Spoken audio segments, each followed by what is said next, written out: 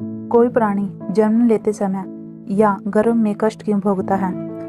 गर्भ गीता का पाठ करने से हम अपनी आत्मा को जानने, अपने कर्मों को समझने और अपने जीवन को एक उद्देश्य की दिशा में देखने में सहायक हो सकते हैं। इसके अलावा गर्भवती महिलाओं को भी इस ग्रंथ का पाठ करने की सलाह दी जाती है। जब अर्जुन ने श्री कृष्ण से पूछा, माधव, आप मुझे ये बताने की कृपा करें कि प्राणी अपने माँ के गर्भ में किन दोषों के कारण या किन पूर्व कर्मों के कारण आता है और जन्म से पहले वो गर्भ में इतने क्यों कष्ट पाता है? कोई भी प्राणी जन्म और मरण के इस चक्कर में क्यों फंसा रहता है? इस सवाल का जवाब देते हुए श्री कृष्ण ने बताया कि मनुष्य या जीव सांसारिक वस्तुओं की कामना तो करता है, परंतु मेरी भक्ति पर ध्यान नहीं देता। इसी कारण वह बार बार अलग अलग योनियों में आकर जन्म मरण का दुख भोगता है।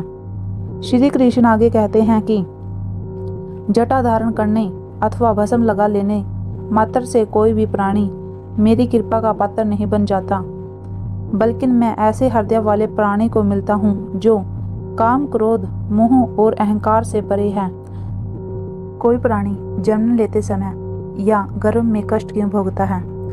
गर्भ गीता का पाठ करने से हम अपनी आत्मा को जानने, अपने कर्मों को समझने और अपने जीवन को एक उद्देश्य की दिशा में देखने में सहायक हो सकते हैं।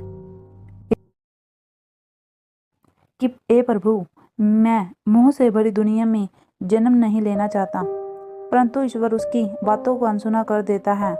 श्री कृष्ण अर्जुन को बताते हैं कि माँ के गर्भ में प्राणियों को मृत्युलोक से भी ज्यादा कष्ट भोगना पड़ता है, परंतु कौन सा प्राणी कितना कष्ट भोगेगा वह उसके पूर्व में किए गए कर्मों पर निर्भर होता है। गर्भ में रहकर वो आत्मा अपने पूर्ण जन्मों के किए हुए बुरे कर्मों पर पछताता है और गर्भ में कष्टों को देखकर अपने किए गए कर्मों पर विचार करता है। लेकिन जैसे जैसे उसके जन्म की तारीख नज़दीक आती है, वैसे वैसे वह अपने पूर्व जन्म